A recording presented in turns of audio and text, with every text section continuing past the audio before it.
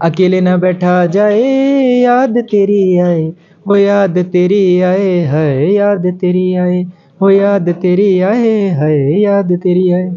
नमस्कार, आप देख रहे हैं आदर्श हिमाचल सितारे हिमाचल के कार्यक्रम में।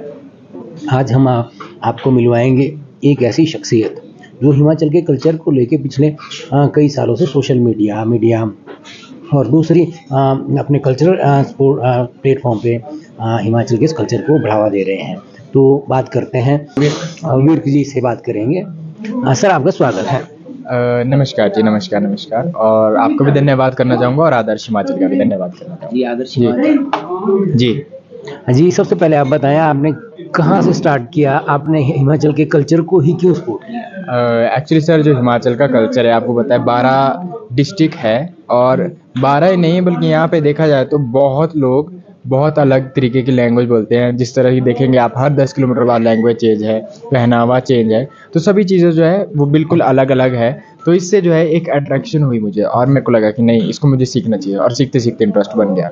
तो इस फील्ड में आने के लिए आप किसको अपना गुरु मानते हैं, आइडल मानते हैं, और प्रेरणा कहाँ से मिली कि भी आपको ये करना चाहिए? एक्चुअली मुझे ना ट्रेडिशनल चीज़ें देखनी बहुत अच्छी लगती है। तो जो जैसे ट्रेडिशनल चीज़ें, जो बुज़ुर्ग है ना हिमाचल के, चाहे किसी भी स्टेट के हो, वो मुझे बहुत ज़्यादा अच्छे लगते हैं। तो मैं उनके पास बैठता था, सीखता था, तो मुझे उनसे काफ़ी ज़्यादा सपोर्ट मिला है। मुझे शिवानी दीप से भी काफ़ी ज़्यादा सपोर्ट मिला है। इवन कि मेरी जो सिस्टर है, रियल सिस्टर है, वो वीडियोज़ बनाती थी, तो वीडियोज़ पहले स्टार्टिंग में उसी ने सिखाया मुझे। मतलब आपका जो पारिवारिक सपोर्ट भी आपको मिलता रहा है इस फील्ड के मोटिवेशन के लिए। और एक चीज़ मैं आपसे जानना चाहूँगा कि आपके अभी तक कितने गाने लॉन्च हुए हैं, जिनमें से कौन कौन से सुपरहिट हैं?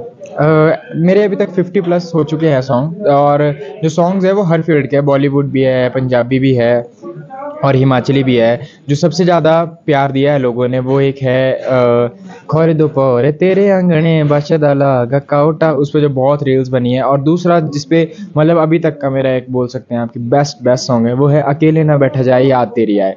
उस पर अभी तक तो थोड़ा सा इसकी थोड़ा से आप जो है 2 लाइनें गुनगुनाएंगे? वो बल्कि हमने एक्चुअली उसमें थोड़ा सा वो किया था, मतलब आप कह सकते हैं कि एक होता है ना कि जब हम कोई चीज़ अलग तरीके की, एक अलग तरीके के साथ इन्वेंशन करी थी हमने, वो कुछ नहीं, वो क्या था उसमें कि लिरिक्स सारे हिंदी थे और जो ताल थी वो सारी किन्नौरी थी। क्योंकि लोग हमेशा ये बोलते हैं, अब लोअर में जाएंगे आप, लोअर में ऐसे बोलते हैं कि सर हमारे को अपर हिमाचल का नहीं आता, अपर वाले ऐसे बोलते हैं कि लोअर वालों को नहीं आता।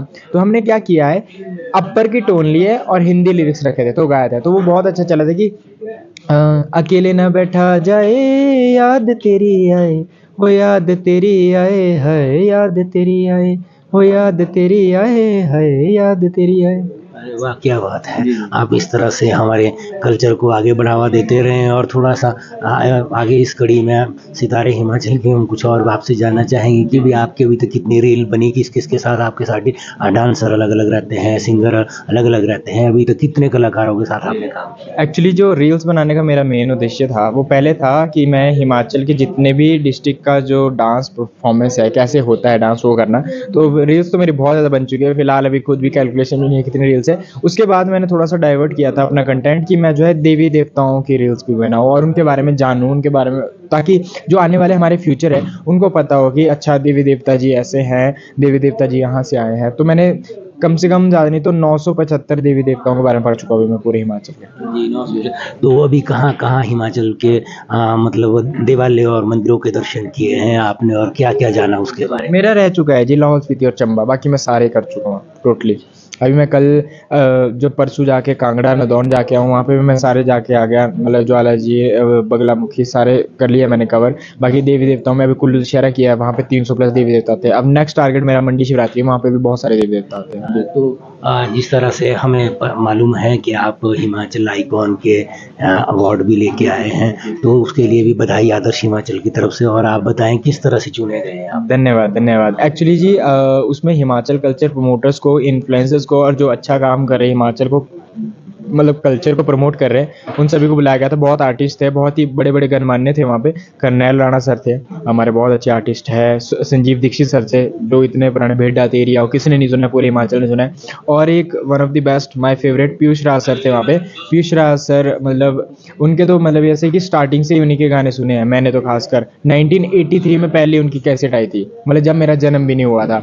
और उनका जो सबसे हिट सॉन्ग है मतलब मेरे हिसाब से वो ये अम्मा पूछदी माई नहीं मेरी है, चंबा वो नहीं साए साए मत कर राविए। तो वो जो वो गाने हैं वो मेरे को पर्सनली फेवरेट इसलिए भी लगते हैं क्योंकि वो बहुत ज़्यादा आपको फीलिंग वाले गाने, इमोशन वाले कि साए साए मत करे राविए के मिंजो तेरा डर लगदा राग। और वैसे भी तो बहुत सारे आर्टिस्ट थे, तो उनके सामने एक अवार्ड मिलना मतलब उनके सामने हमारा नाम चूज करना वही एक बड़ी बात है। अगर अवार्ड नहीं भी मिलता मैं फिर भी खुश होता कि मैं इतने बड़े लोगों के साथ बैठा हूँ, पर वहाँ पे अवार्ड मिला और सबने प्रेज किया। बहुत बहुत धन्यवाद करना चाहूँगा हिम जागृति आज मंच की का। जो युवा पीढ़ी है आज की आपको काफ़ी पसंद कर रहे हैं कि भी डायरेक्टर वर्क कीजिए, काम बहुत अच्छा काम कर रहे हैं, आपके साथ काम करने के इच्छुक भी है। और मैंने देखा पिछले दिनों आपने यहाँ के मिनिस्टर के साथ नाटी भी डाली, थोड़ा उस पर भी थोड़ा एक्चुअली जो इस बार विंटर कार्निवल हुआ है उसमें जो शोज के थे वो थिंकिंग थी मेरी और द्रागता की। तो हम लोगों ने वो विंटर कार्निवल वाला स्पॉटलाइट वाला चूज किया। हमने ये देखा कि हमेशा जो आर्टिस्ट है वो बाहर से बुलाए जाते हैं।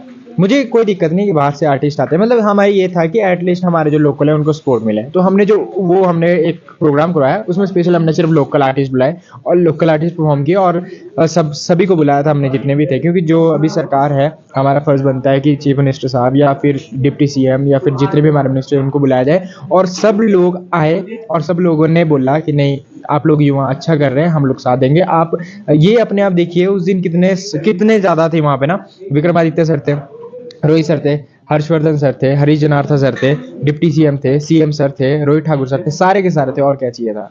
तो ये आपके लिए मतलब एक गौरव का क्षण रहे हैं।